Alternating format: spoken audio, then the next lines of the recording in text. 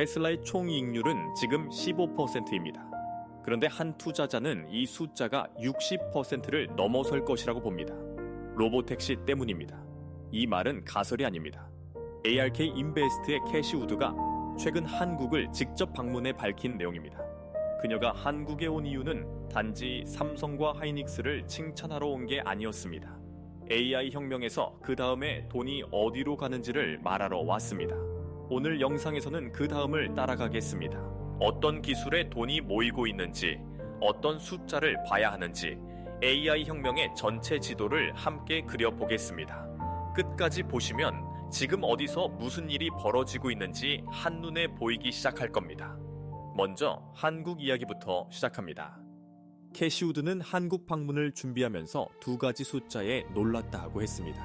삼성전자는 세계에서 11번째로 큰 기업이고 SK 하이닉스는 14번째입니다. 단순히 규모가 큰 회사가 아닙니다. AI 혁명의 심장부에 있는 기업들입니다. AI가 돌아가려면 반드시 두 가지가 필요합니다. 파운드리, 즉 칩을 만드는 공장, 그리고 메모리, 즉 데이터를 초고속으로 처리하는 저장 장치입니다. 한국은 이 두 가지를 동시에 보유한 거의 유일한 나라입니다. 세계 어떤 나라도 빠른 시간 안에 이 자리를 대체하기 어렵습니다. 테슬라가 삼성과 긴밀하게 협력하고 있는 이유도 여기 있습니다. 그런데 여기서 멈추지 말고 캐시 우드가 본 두 번째 강점을 보아야 합니다. 바로 로봇입니다. 한국은 근로자 1만 명당 로봇이 1200대입니다. 미국은 300대입니다. 무려 4배 차이입니다. 세계에서 가장 로봇화된 제조 현장 중 하나가 한국입니다. 여기에 현대자동차가 보스턴 다이내믹스를 소유하고 있습니다. AI와 로봇이 결합되는 시대에 이 자산의 가치는 지금보다 훨씬 커집니다. 세 번째는 의외의 강점입니다. 한국전력의 33%가 원자력에서 나옵니다. 미국은 20%입니다. 왜 이게 중요하냐고요? AI 데이터 센터는 막대한 전기를 소비합니다. 인공지능 모델 하나를 훈련시키는데 드는 전력이 웬만한 도시 하나가 쓰는 양과 맞먹습니다. 전기가 안정적으로 공급되지 않으면 AI도 멈춥니다.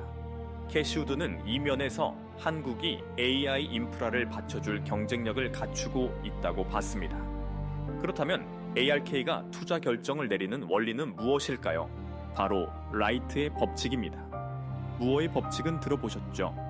반도체는 18개월마다 같은 비용에 성능이 2배가 된다는 법칙입니다. 라이트의 법칙은 비슷하지만 다릅니다. 시간이 아니라 생산량이 기준입니다. 어떤 기술이든 누적 생산량이 2배씩 늘어날 때마다 비용이 일정 비율로 낮아집니다. 전기차도 태양광 패널도 AI 반도체도 이 법칙을 따랐습니다. 비용이 낮아지면 더 많은 사람이 쓰고 더 많이 쓸수록 이 또 비용이 낮아집니다. 기술 혁명이 스스로 굴러가는 구조입니다. ARK가 테슬라 목표 주가를 2,600달러로 잡은 근거가 여기 있습니다. 지금 주가가 약 400달러 수준이니 6배 이상의 여지를 본다는 겁니다. 이 계산의 핵심은 이익률입니다. 현재 테슬라 자동차 사업의 총이익률은 15에서 17% 수준입니다. 그런데 로보택시 사업의 총이익률은 80%를 넘습니다.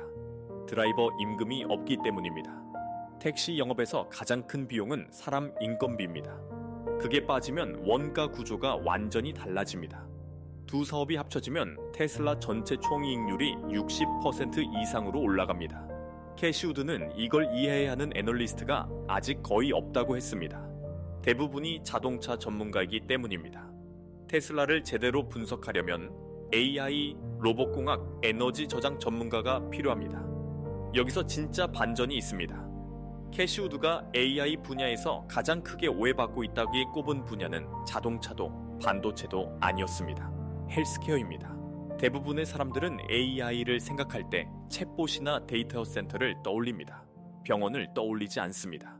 그런데 지금 DNA 염기 서열 분석 기술, RNA 분석, 단백질 분석이 AI와 동시에 발전하고 있습니다. 쉽게 말하면 AI가 인간의 유전자를 읽는 속도와 정확도가 폭발적으로 높아지고 있습니다. 거기에 크리스퍼, 유전자 가위 기술이 더해지면 어떻게 될까요? 병을 일찍 발견하는 수준을 넘어 유전자 수준에서 병 자체를 고칩니다. 심장마비의 근본 원인이 되는 유전자 변이를 직접 교정하는 치료법이 이미 임상 단계에 올라와 있습니다. 한국 기업 중에서는 툴젠이 이 크리스퍼 분야에 있습니다. 캐시우드가 직접 언급한 이름입니다. 이제 AI 혁명이 얼마나 빠르게 진행되는지 숫자로 확인해 보겠습니다. 인공지능 회사 엔트로픽의 연환산 매출이 작년 12월에 90억 달러였습니다. 그게 6개월 만에 470억 달러가 됐습니다. 약 5배 성장입니다. 캐시우드는 이런 성장 속도는 역사상 단 한 번도 본 적이 없다고 했습니다. 이게 중요한 건 가능성이나 전망이 아니라 실제 매출 숫자가 이렇게 불어나고 있다는 점입니다. AI가 실제로 돈을 버는 단계로 넘어갔다는 신호입니다. 마지막으로 가장 많이 받는 질문에 답해 보겠습니다. 지금 AI 관련 주식이 너무 비싼 게 아니냐? 금리가 오르면 다 무너지는 게 아니냐? 캐시우드는 이 걱정을 이해한다고 했습니다. 그런데 그녀의 판단은 다릅니다. 근거가 있습니다. 지금 미국의 생산성 증가율은 연 3%입니다. 근로자 1인당 임금 상승률은 3.5%입니다. 임금 상승률에서 생산성 향상을 빼면 실질 인건비 인플레이션이 0.5%가 됩니다. 미국 중앙은행 목표인 I%보다 훨씬 낮습니다. 쉽게 말하면 AI가 생산성을 높이면서 오히려 물가를 잡고 있는 겁니다. 블록체인으로 실시간 소비자 물가를 측정하는 트루플레이션 지표 기준으로 현재 물가 상승률은 1.8%입니다. 이미 2% 아래입니다.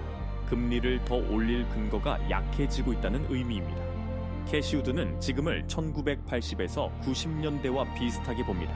당시에도 인플레이션과 금리 걱정이 가득했습니다. 그런데 시장은 그 걱정들을 뚫고 올라갔습니다. 물론 이건 하나의 시나리오입니다. AI가 기대만큼 생산성을 높이지 못하거나 금리가 예상보다 오래 높게 유지된다면 다른 결과가 나올 수 있습니다. 그래서 그녀가 말하는 확인 지표는 단순합니다. 핵심 기술들의 생산량이 계속 늘고 있는가?